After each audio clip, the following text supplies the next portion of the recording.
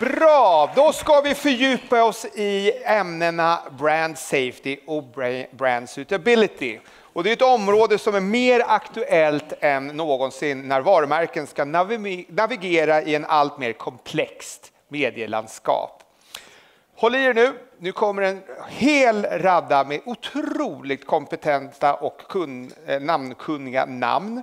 På scen har vi nämligen IABs Quality Environment Group, ledd av Åsa Halleskog, tillsammans med Lukas Jakobsson och Erik Lur.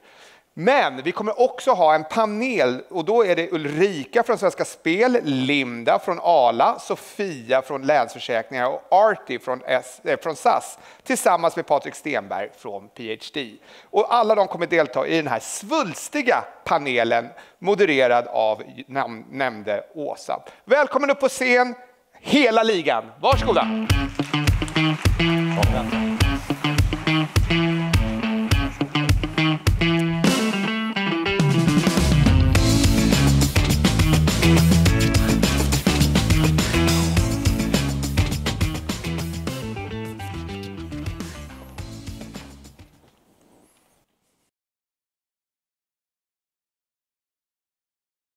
Hejsan och välkommen till dagens session kring brand safety och brand suitability. Mitt namn är Lukas Jakobsson, jobbar hos Adform och även del av Programmatic Task Force. Tillsammans med mig har vi Erik, min kollega, som kommer göra en kort introduktion till ämnet. Vad är då brand safety? Vad är då brand suitability? Vi kommer att prata om varför det är viktigt i dagens digitala annonsmiljö. Därefter har vi bjudit upp en skara av varumärken här som kommer diskutera hur de skyddar sina varumärken och vad de egentligen gör då. Varför är då detta viktigt? Om man då tänker... fel håll. Vi gör så där istället. Att navigera säkerhet.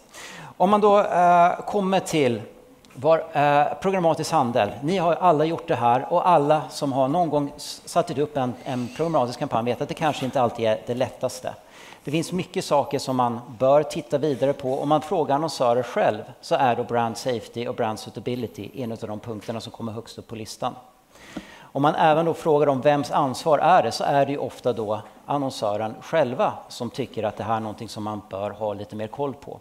Det skiljer sig i och för sig lite grann mellan kontinenterna. Där i Europa så tittar man då kanske lite mer på sin DSP och sin AdTech-partner för då lite mer hjälp. Ja, hej, Erik Lur heter jag och kommer från Monks. Precis som Lukas hör jag också till IABs Programmatic Task Force. Och när man pratar om just brand safety och brand suitability så är det ju någonting som skapar mycket oro. Någonting man ofta kommer in på är diskussioner kring så kallade hard news som krig eller terrorism, eller kan handla om brottslighet till exempel, eller till och med nyheter i stort bara. Och det kan leda till att man väljer bort nyhetsmiljöer helt faktiskt. Men det är enligt forskning av bland annat Peter Field ett misstag. Man offrar effekt och man undviker att synas i miljöer där användarna är synnerligen fokuserade på innehållet. 2024 uppgav ett globalt byrånätverk att de lägger så lite som 1,28% av sina kunders totala medieinvesteringar på just nyhetssajter. Och det som anges då som skäl det är just att man vill helt enkelt inte synas i politiskt färgade miljöer eller någonting som kan polarisera eller uppröra. Så därför väljer man istället att rikta sig mot sport eller nöje där inte de riskerna finns. Men så sent som i oktober faktiskt ser vi att pendeln kanske börjar svänga tillbaka. Digiday rapporterar att fler och fler annonsörer verkar hitta tillbaka till nyhetsmiljöerna. Och skäl som anges är att man helt enkelt i den rådande konjunkturen behöver jaga effekt även om man riskerar att synas i politiskt färgade miljöer. Och det kan handla om stora mediehus som CNN och Fox. Och vad är då brand safety? Det här känner ni säkert till, men det handlar kortfattat om att inte synas på ställen där man inte vill vara. Det är ju då allt från extremistiska miljöer. Det kan ju vara sajter som då promotar saker som man inte vill se i samhället, till exempel rasismen. Och det kan ju även då vara porr till exempel. Ja, och när man pratar om brand suitability så handlar det mer om att säkerställa att ett varumärkes annonser syns i miljöer som matchar med varumärkets värderingar. Så det handlar mer om att optimera för matchning än att undvika skada. Till exempel kanske man vill synas på sajter som har rätt språk i relation till ens annonser. Man vill undvika AI-genererat innehåll. Man är lite försiktig med användargenererat innehåll om det inte är bra modererat. Förhålla sig till nyhetsmiljön och också hitta rätt vertikal som är relevant för ens annonser och förhålla sig till politiskt färgade miljöer. Den stora utmaningen ligger då i gråzonen. Inom brand safety är det relativt lätt att bedöma om någonting är brand safe eller brand unsafe. Det finns dessutom väldigt bra verktyg där man då kan standardisera detta, till exempel genom att anlita en adtech-leverantör. Däremot när det kommer till brand suitability så gör ju då varje varumärke rätt i att lägga en ganska stor del av sin tid i att verkligen förfina var man vill synas, när man vill synas där och med vilket budskap. Här är då gråzonen ganska svår och det är det som vi kommer att diskutera vidare i panelen. Om man tar ett par korta exempel. People's Voice är ju känd som en av de största erkända fake news-sajterna som finns. Här finns ju då väldigt mycket sensationalismen, väldigt mycket uppenbart fel nyheter. Provocerande nyheter. Man kan ju fråga sig, vill man synas på en sån sajt? Vill man stödja dem? Ja, om vi tar ett annat exempel då, en rabattsajt. Om vi tänker oss ett lyxvarumärke, då kanske man hellre vill synas i mer premiummiljö i samband med modevisningar eller livsstilsmagasin. Där känns lite billigt. Men om det handlar om ett barnmatsvarumärke eller ett lågprisvaruhus så kan det här vara en alldeles utmärkt miljö och synnerligen brand suitable. Och med det så vill jag lämna över till Åsa Alleskog och från RTV Ad Alliance för att ta oss vidare med ett spännande panelsamtal. Stort tack Lukas och Erik för en jättebra introduktion till ämnet så vi alla lite förstår vad är skillnaden. And I'm not going to talk Swedish, I'm going to switch to English so Artie can understand what we're saying, right? That's probably a good first step. So up on the stage we have Artie from SAS, we have Patrick from PhD, Media Agency, we have Sofia from Länsförsäkringar, we have Linda from Arla, and we have Ulrika from Svenska. Thank you all for being here, and it's so great to have so many great clients here up on the stage, so thank you for that. So we talked about the differences, right? And Sofia, you are with Länsförsäkringar, that's banking as well as insurance, right? Yep. And especially, for example, pregnancy insurance. So how do you tackle brand safety in your marketing, or is suitability even more important for you?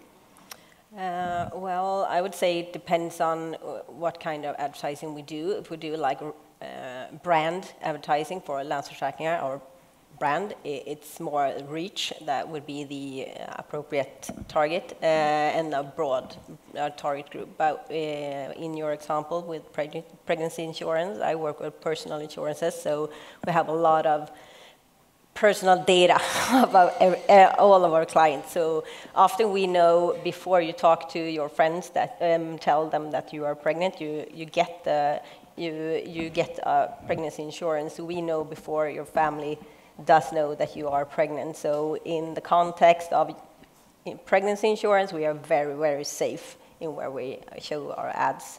We don't want to, and even in our email and like CRM strategy, we don't write in the mail letter like congratulations, you have a pregnancy insurance, because we don't know if it will pop up on your phone if you have it on the table at your office or something. So we're very low-key regarding insurances if it's a personal insurance. But if it's a car insurance, not the same. There we don't have the same brand safety in that case. Right, very interesting. Patrick, you're from PhD and you represent multiple clients.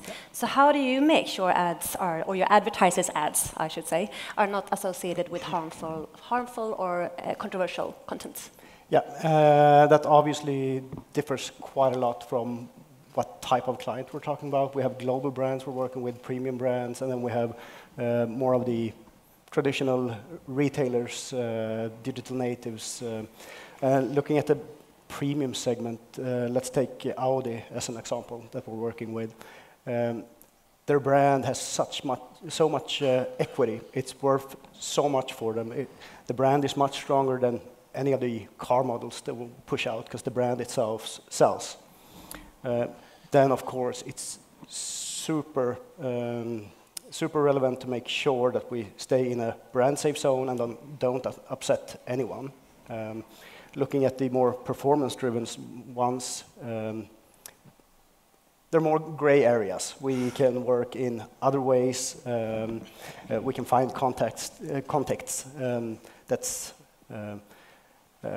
probably harmful from an Audi perspective, but not harmful for them. So it differs quite a lot, and we have different measurement tools depending on the client's needs. Very good. Linda from Arla, you're part of the EU Pledge, which is a voluntary initiative led by food and beverage companies, right, to take responsibility within advertising towards children. And children, I think in that sense, is under 18. So actually, Arla has taken it more strict, so we don't want to advertise against any children under 18, so that is our primary objective when we do advertising, all advertising actually. And with that being said, do you priority safety over reach, and what methods are you using and what tools? Yes, I would say we prioritize safety and suitability, prior reach. At the same time, I still think we can get both. We can get reach. Still, we have broad audiences. We apply a lot of YouTube advertising, and we can find a balance of this, I think. The methods we use, I would say, is that we work with trusted partners and their platform tools. We have quite extensive own ways of working, Arla Golden Principles that we apply. And here we have quite extensive exclusion lists to mitigate these risks. So I think, but transparency and control, I would say, continuous follow-up and always trying to do better. I think that is how we operate. Ardi from SAS, how do you handle editorial environments in terms of your advertising?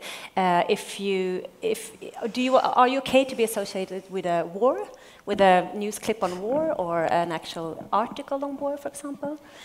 Yeah, I wouldn't say that we would like to be associated with that for sure. There are different techniques in place that we use, and it all depends also on what type of the campaign we are running, because if we have a broad reach campaign where we are trying to reach as many people as possible from different backgrounds or from different targeting segments, then it doesn't make sense to only focus on a very specific group of people and do more of an inclusion than exclusion. But I would say that the baseline always is to exclude it in the brand safety. So we always make sure that we are not shown on the military conflicts or something that has to do with ammunition in this case. So any war-related subject, I would say that we would not show up. But with some of the conflicts that start up in one day, for example, there is a big news splash on every website, then obviously we need to make some damage control and make sure that we are also not appearing on those, because sometimes those tools that we have in place will not catch up to the news just coming out. So then we need to be more proactive with it and reactive at the same time, and implementing the keywords exclusions for those. Interesting. And do you do that yourself in-house, or is that down? Yeah, someone else? So we are working both with our media agency, which is WPP Media. So we have a lot of the exclusion lists that we get from them as the professionals in the area, and those exclusion lists are quite extensive in themselves. But we also work with Integral Ad Science, who are our partner, I think, now of 2 years. And with their solutions, it is also more automated, and with their learnings from the semantics engine, it also helps us to be shown to the brand safe context, but at the same time not be too exclusive. Interesting. Ulrika, have you ever stopped, on that note then, have you ever stopped a campaign due to brand safety challenges? Yes, we have. So we have Triss and Plötsligt händer det. which can be not appropriate sometimes. We did stop that when a school shooting in Örebro happened. We have also a new brand called Lyckoplatsen that we've been discussing this a lot, how to be safe and not be inappropriate. We also stopped all our advertising with Aftonbladet during the few days when they aired 200 seconds with Robert Aschberg discussing gambling, problematic gambling, and then also actually looking at Svenska Spel. So then we don't want to have our ads in that, of course. And that has been, we do our programmatic buying in-house, which makes us become quick, and we actually have a direct contact with those publicists to make sure that we can stop it. So it's not automated today, but it's a discussion, and we trust them to remove our ads if this happens. Good. So on that note as well then, it feels like it's easy to stop digital campaigns. Would you, however, stop a TV campaign that, if your campaign was directly connected to a war clip, would you stop that campaign or reallocate the budget in a TV campaign? Or is that easier done on digital? To all of you. I can start, but yeah, I would say that if there would be a war here in Sweden, probably we would, take a new discussion. But there are war content every day in TV today, and we are on TV every week with our brands, so we obviously haven't stopped that. But it feels like in a linear TV set there is a bigger distance between the editorial content and then the commercial part, so it's not directly connected as on a website when it's very, very close. So I think that we have not perceived this as problematic as it is in an online editorial article. We apply the same. Same. Yeah. Anyone else? You would be pausing the TV campaigns the whole time if you were to look at if it's positive news or bad news, right? Yeah. So it's easier to do digitally than TV. Yeah. And it makes sense. No worries. Sophia, at Länsförsäkringar, how do you assess whether a platform website is actually suitable for your brand? Because you were on that note that you have pregnancy insurance, which is pretty niche. So how do you assess the suitability? We also have partners that we work with, media agencies, that help us to do this analysis, so we know that we are in a good environment. So we both work with context that we know are safe for us, and also like exclusion lists in certain channels. So we work very closely with the Tre Kronor Media and Dentsu, which are two of our media agencies that we work with. So. And on that note, the questions for all of you. How then important do you think it is for the end consumer to see an ad in the right context? How important do you think it is for the consumer?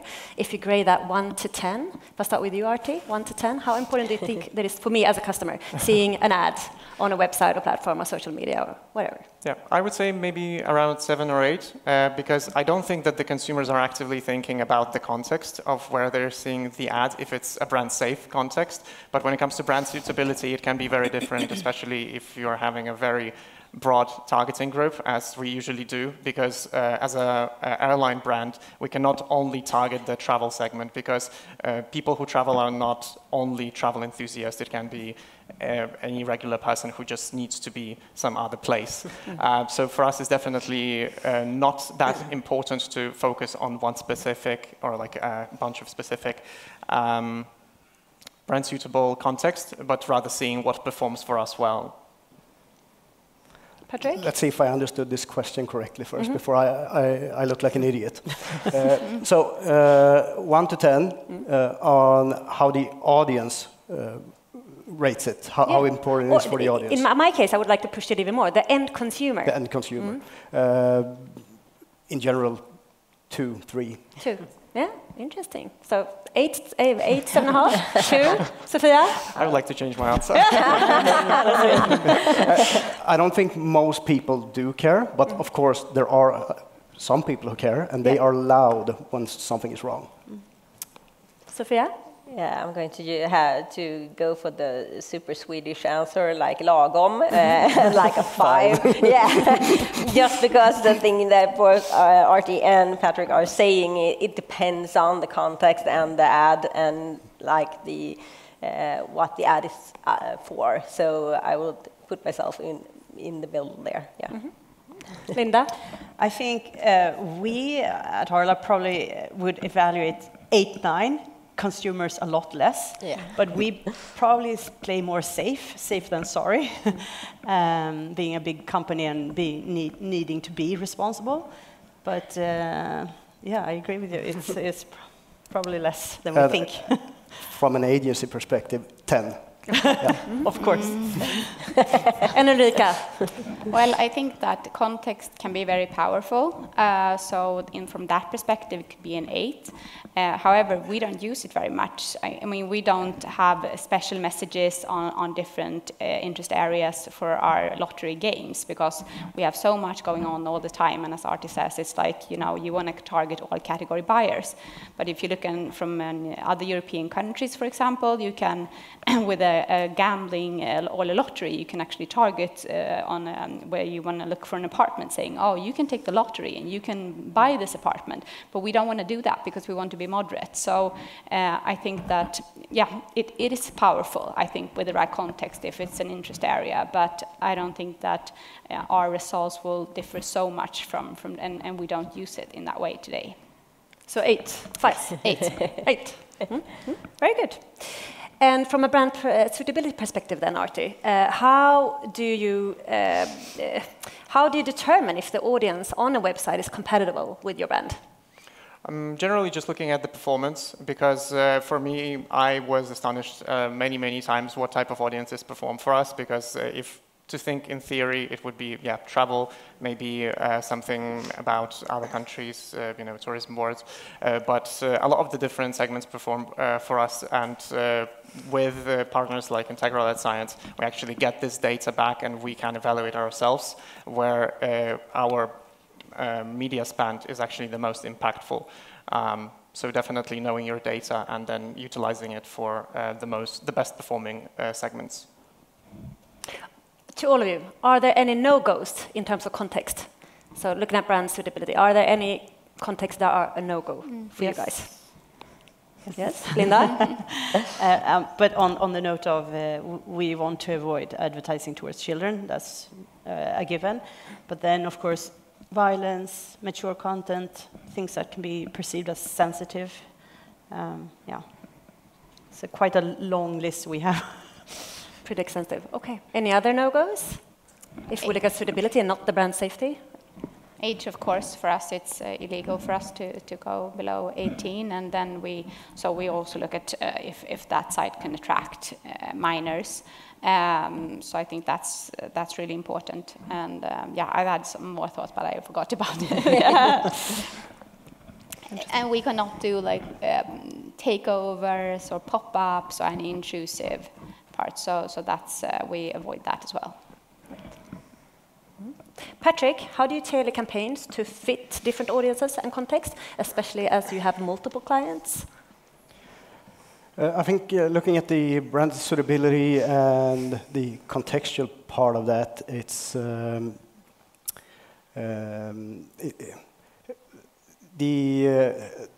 the thing is, when working in the Swedish market, it's not a huge market. Of course, looking at the users we can find, and what we would like to do many times, if we have a fitting campaign or we have a fitting product that we need to sell, we would love to go into subcultures and really communicate towards specific groups.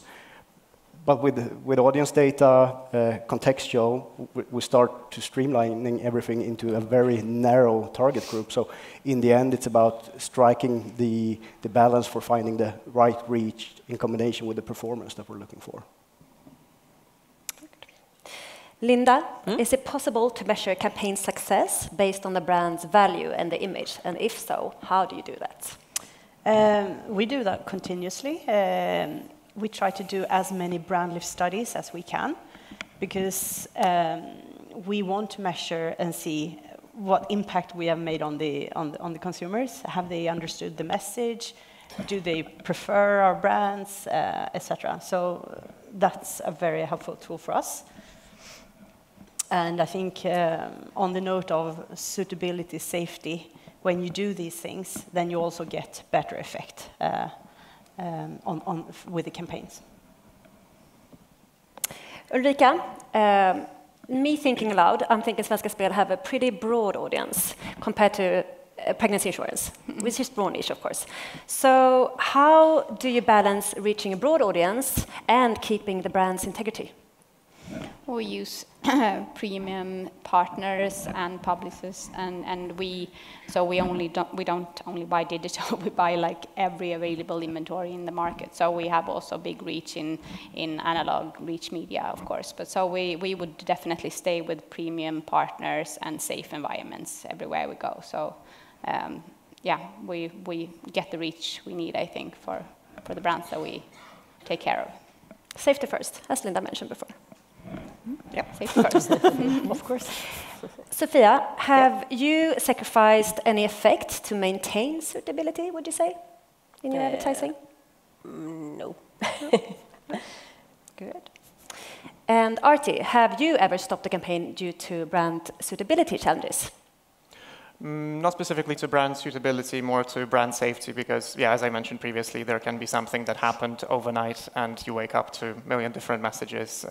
So, yeah, but being reactive, I think, is very good. The best is obviously being proactive and having it excluded before we even bid on this inventory, but also having your colleagues, even from the other departments, reach out to you if they know that you have a campaign live and something went on in the news that we might be exposed to. Because I've got several different times when we were live with a bigger campaign where we're spending a lot of budget and we're trying to reach a lot of different audiences, and then something big happened, and obviously it's on all of the major advertisers that we have. So this is the part where I need to step in and make sure that all of the publishers that we work with do not show our ads there. Very good.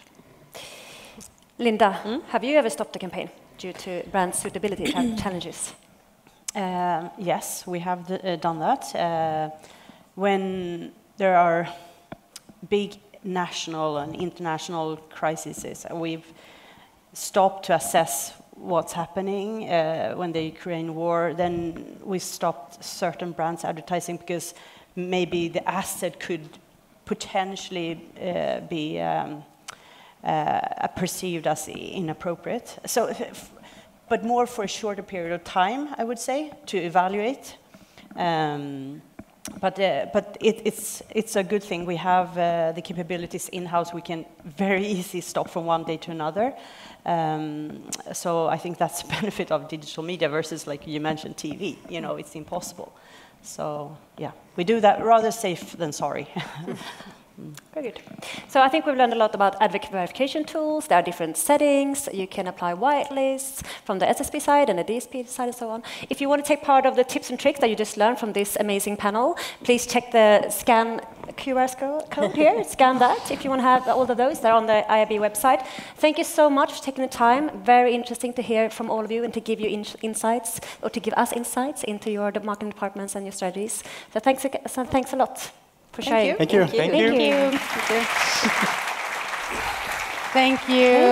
Thank you very much.